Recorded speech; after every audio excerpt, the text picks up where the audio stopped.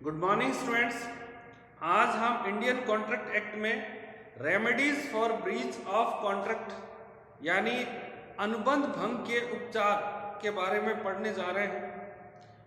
Breach of contract का क्या मतलब है, इसको हम पहले समझते हैं। ब्रीच ऑफ कॉन्ट्रैक्ट का मतलब ब्रीच ऑफ प्रॉमिस, यानी जब दो या दो से अधिक पार्टीज मिलकर कोई कॉन्ट्रैक्ट करते हैं और उन दोनों में से कोई भी पार्टी अपने प्रॉमिस को पूरा करने से मना कर दे, रिफ्यूज कर दे, तो उसे हम ब्रीच ऑफ कॉन्ट्रैक्ट के नाम से जानते हैं।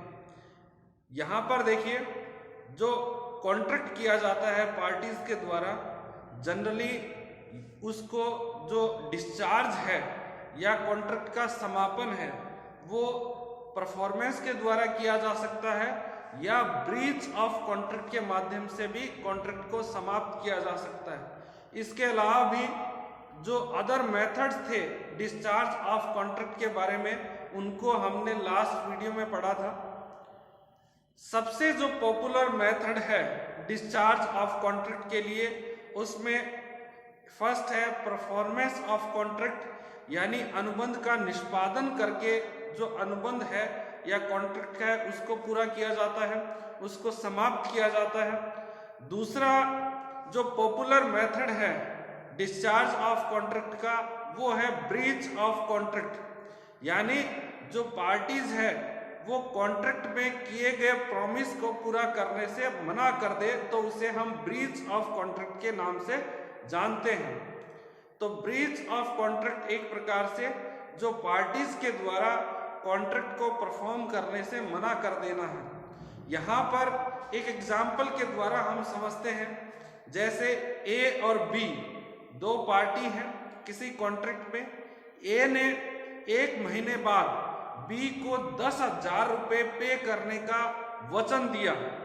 यदि ए 1 महीने बाद बी को 10,000 रुपये पे नहीं करता है तो ये एक प्रकार से क्या हो गया, ब्रीच ऑफ कॉन्ट्रैक्ट, यानी ए ने अपने द्वारा किए गए प्रॉमिस को पूरा करने से मना कर दिया। तो इस प्रकार से ये ब्रीच का मीनिंग है, यानी जब कॉन्ट्रैक्ट के अंदर जो पार्टीज है अपने अपने परफॉर्मेंस को पूरा करने से मना कर दे तो उसे हम ब्रीच ऑफ कॉन्ट्रैक्ट के नाम से जानते हैं। अब देखिए, जो कॉन्ट्रैक्ट है वो एक प्रकार से एक इन्फोर्सेबल जो होता है। इन्फोर्सेबल मतलब क्या है कि कानून के द्वारा जो फोर्सफुली उसको लागू किया जाता है, ठीक है ना। जो पार्टीज है उनको जो है कॉन्ट्रैक्ट को पूरा करना जरूरी है, या ऐसे कह सकते हैं कि प्रत्येक पार्टीज के द्वारा जो किया गया प्रॉमिस है उसको पूरा करना एक मैंडेटरी है। यदि कोई भी पार्टी किसी भी कॉन्ट्रैक्ट में किए गए प्रॉमिस को पूरा नहीं करती है तो जो भी एग्रीड पार्टी है, पीड़ित पक्षकार है, ठीक है ना, जिसे लॉस हुआ है, ऐसी पार्टी के कारण जिसने कॉन्ट्रैक्ट को ब्रीच कर दिया या प्रॉमिस को पूरा नहीं किया, तो ऐसे में एग्रीड पार्टी या पीड़ित पक्षकार है वो लीगल रेमेडी यानी कानूनी उपचार की मांग कर सकता है, डिमांड कर सकता है। तो लीगल रेमेडीज क्या हो सकती है for the breach of contract, इसके बारे में हम इसी वीडियो में पढ़ेंगे। लेकिन सबसे पहले हमने जैसे मीनिंग पढ़ा है ब्रीच ऑफ कॉन्ट्रैक्ट, हमें ब्रीच ऑफ कॉन्ट्रैक्ट को थोड़ा सा और इसको एक्सपेंड करते हैं और समझते हैं कि ब्रीच ऑफ कॉन्ट्रैक्ट यानी जो अनुबंध भंग कितने प्रकार से किया जा सकता है, ब्रीच कितने प्रकार से किया जा सकता है किसी भी कॉन्ट्रैक्ट को। तो देखते हैं। देखिए, सबसे पहले ब्रीच ऑफ कॉन्ट्रैक्ट ये 2 प्रकार से हो सकते हैं, एक एक्चुअल ब्रीच और दूसरा है एंटीसिपेटरी ब्रीच। एक्चुअल ब्रीच क्या हो सकता है? एक्चुअल ब्रीच ये 2 प्रकार से हो सकते हैं। जैसे सबसे पहले मैं आपको एक्चुअल ब्रीच है उसका मीनिंग बताना चाहूंगा कि एक्चुअल ब्रीच का मतलब क्या है। जो कॉन्ट्रैक्ट के अंदर जो परफॉर्मेंस का डेट है या जो डेट या टाइम फिक्स किया गया है, उस डेट या टाइम पर पार्टी के द्वारा कॉन्ट्रैक्ट को परफॉर्म करने से यदि मना कर दिया जाता है तो उसे हम एक्चुअल ब्रीच के नाम से जानते हैं। ठीक है ना। एक एग्जांपल मैं आपको बताता हूं कि जैसे ए है और एक को 20 जो है नवंबर को बी को 10,000 रुपए देने हैं। ठीक है ना। ए के द्वारा बी को 20,000 रुपए 20 नवंबर को दिए जाने हैं, ये प्रॉमिस हुआ, ये एक प्रकार से कॉन्ट्रैक्ट है। तो यहाँ पर एक समझना है कि जो 20 नवंबर है उसी डेट को यदि ए मना कर दे 20,000 रुपए पे करने से या कॉन्ट्रैक्ट को परफॉर्म करने से, तो उसे हम क्या कहेंगे, एक्चुअल ब्रीच। ठीक है ना। और एक्चुअल ब्रीच कब है, on due date of performance, जो भी परफॉर्मेंस का ड्यू डेट है। ठीक है ना। यहाँ पर और एग्जाम्पल के द्वारा आप समझ सकते हैं, जैसे आप इंश्योरेंस प्रीमियम पे करते हैं। ठीक है ना। बीमा जो आप इंश्योरेंस खरीदा है आपने, उसके लिए जो प्रीमियम पे करना है उसका एक ड्यू डेट होता है। और यदि आप ड्यू डेट में या उसके बाद जो आपको ग्रेस पीरियड मिलता है, उस पीरियड में आप जो प्रीमियम का पेमेंट नहीं करते हैं, तो जो प्रोटेक्शन कवर है, जो सुरक्षा कवर है बीमा का, वो समाप्त हो जाता है क्योंकि आपने प्रीमियम का भुगतान नहीं किया। तो वो एक प्रकार से क्या है, एक्चुअल जो है ब्रीच। ठीक है ना, या वास्तविक खंडन। अब देखिए दूसरा क्या हो सकता है, during the course of performance of contract, यानी जो कॉन्ट्रैक्ट है उसका एक परफॉर्मेंस का एक ड्यूरेशन है। ठीक है ना। उसमें एक प्रकार से मल्टीपल एक्सेप्टेंस है। एग्जाम्पल क्या हो सकता है कि ए व्यक्ति है और उसने बी के साथ एक कॉन्ट्रैक्ट किया कि बी ए के लिए एक जो घर है उसको कंस्ट्रक्ट करके देगा, निर्माण करके देगा। ठीक है ना। ये निर्माण कार्य 2 महीने चलेगा। यहाँ पर क्या हुआ कि बी है, उसने वो एक प्रकार से कॉन्ट्रैक्टर है और 1 महीने काम किया ए के लिए और 1 महीने बाद कंस्ट्रक्शन के काम को करने से मना कर दिया। ठीक है ना। तो यहाँ पर क्या हुआ कि जो परफॉर्मेंस के ड्यूरेशन में जो पार्टी के द्वारा प्रॉमिस को पूरा करने से मना करना है, तो इसे हम क्या है, एक्चुअल ब्रीच के नाम से एक्चुअल ब्रीच कहेंगे। अब हम बात करते हैं एंटीसिपेटरी ब्रीच। एंटीसिपेटरी ब्रीच का मतलब क्या होता है कि जो फ्यूचर में कॉन्ट्रैक्ट को परफॉर्म किया जाना है उससे पहले ही जो पार्टी है कॉन्ट्रैक्ट को परफॉर्म करने से मना कर दे या अपने आप को अयोग्य बना ले। ठीक है ना। एक प्रकार से डिसेबल जो है बना ले, तो उसे हम एंटीसिपेटरी ब्रीच कहते हैं। यहाँ पर 2 प्रकार का हो सकता है, एक तो एक्सप्रेस एंटीसिपेटरी ब्रीच और दूसरा क्या है, इम्प्लाइड एंटीसिपेटरी ब्रीच। एक्सप्रेस और इम्प्लाइड का मीनिंग हमें समझना है। एक्सप्रेस का मतलब क्या है, या तो रिटन में या स्पोकन वर्ड्स में। ठीक है ना।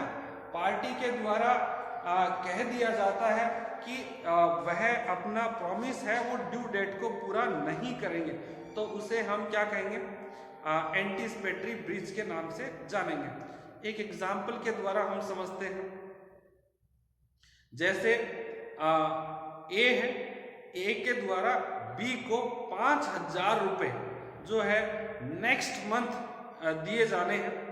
यहाँ पर ए ने क्या किया, 1 महीने पहले ही बी को मना कर दिया कि वह 10,000 रुपए बी को नहीं देगा।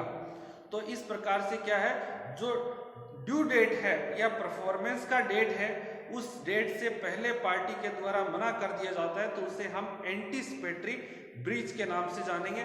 और जब पार्टी के द्वारा या तो लिखित में मना किया जाता है कि कॉन्ट्रैक्ट को परफॉर्म नहीं किया जाएगा या फिर बोलकर कह दिया जाता है, तो उसे हम एक्सप्रेस ब्रीच के नाम से जानेंगे। इसके बाद है यहाँ पर इम्प्लाइड ब्रीच।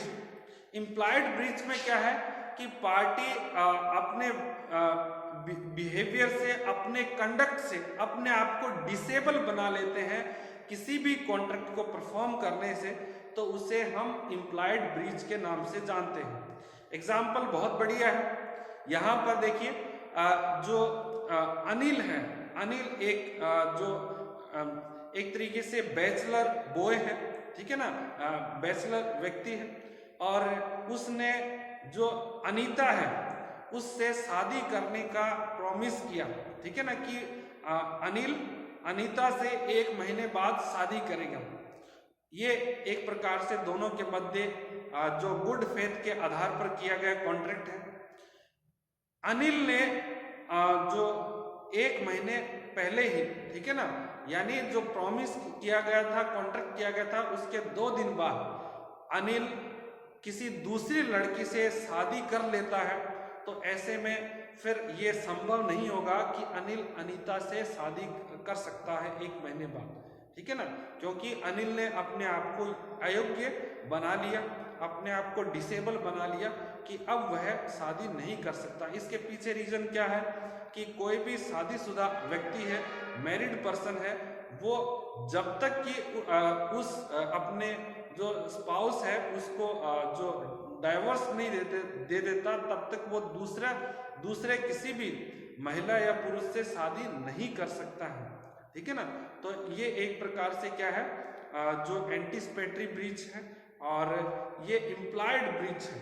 तो यहाँ पर आपने समझा कि ब्रीच का मतलब क्या है। ब्रीच का मतलब पार्टीज के द्वारा जो किसी भी कॉन्ट्रैक्ट को परफॉर्म करने से मना कर देना है, उसे हम ब्रीच ऑफ कॉन्ट्रैक्ट के नाम से जानते हैं। ब्रीच जो है 2 प्रकार का हो सकता है, एक एक्चुअल ब्रीच और दूसरा क्या है, एंटीसिपेटरी ब्रीच।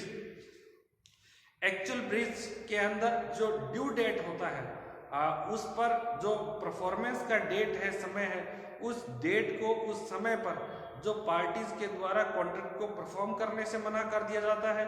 और एंटीसिपेटरी ब्रीच में क्या होता है कि जो परफॉर्मेंस डेट है उससे पहले पार्टीज के द्वारा या तो स्पष्ट रूप से कॉन्ट्रैक्ट को परफॉर्म करने से मना कर दिया जाता है, या फिर जो पार्टी अपने आप को डिसेबल बना लेती है, इस प्रकार से अयोग्य बना लेती है कि वो भविष्य में उस कॉन्ट्रैक्ट को परफॉर्म नहीं कर सकते। तो इस प्रकार से ये ब्रीच है, उसके 2 टाइप्स। और अब देखिए, हमें ये समझना है कि जो कॉन्ट्रैक्ट है उसको पार्टीज के द्वारा ब्रीच कर दिया जाता है या किसी एक पार्टी के द्वारा ब्रीच किया जाता है, अब परफॉर्म नहीं कर दिया जाता है उस कॉन्ट्रैक्ट को। तो ऐसे में जो भी एग्रीड पार्टी है या पीड़ित पक्षकार है, जिसे लॉस हुआ है दूसरे पार्टी के कारण, जो ब्रीच हुआ है प्रॉमिस या कॉन्ट्रैक्ट को ब्रीच किया है, तो ऐसे में एग्रीड पार्टी को एक प्रकार से लॉ की तरफ से जो उसे लीगल रेमेडीज है उसकी व्यवस्था की गई है। तो यहाँ पर हम पढ़ेंगे कि कौन कौन सी लीगल रेमेडीज है वो प्रोवाइड की गई है कानून के द्वारा एग्रीड पार्टी के लिए। तो इसको समझते हैं हम। अब देखिए, जो रेमेडीज है ब्रीच ऑफ कॉन्ट्रैक्ट के लिए वो अलग अलग प्रकार से है, और ये एक जो 5 प्रकार की जो रेमेडीज है वो एग्रीड पार्टी के लिए अवेलेबल है यदि किसी भी कॉन्ट्रैक्ट के अंदर कोई पार्टी कॉन्ट्रैक्ट को ब्रीच करते हैं। तो देखिए, सबसे पहले है सूट फॉर रिसाइशन ऑफ कॉन्ट्रैक्ट, यानी अनुबंध को निरस्त करने के लिए जो है एक तरीके से जो अभियोग है वो चलाया जा सकता है, और उसके लिए वाद प्रस्तुत किया जा सकता है पक्षकार के द्वारा, जो भी पीड़ित पक्षकार है, ठीक है ना। और दूसरा है सूट फॉर डैमेजेस, यानी जो क्षतिपूर्ति है उसके लिए भी दावा प्रस्तुत किया जा सकता है, वाद प्रस्तुत किया जा सकता है। थर्ड है क्लेम फॉर क्वांटम मेरिट।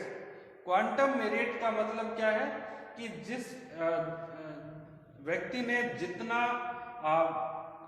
धन है अपने कार्यों से अर्जित किया है उसे उतना धन का भुगतान करना है। ये जो है क्लेम फॉर क्वांटम मेरिट के जो प्रिंसिपल है उसके आधार पर किया जाता है, और इसके लिए जो है क्लेम किया जा सकता है यदि किसी भी कॉन्ट्रैक्ट को ब्रीच कर दिया जाता है।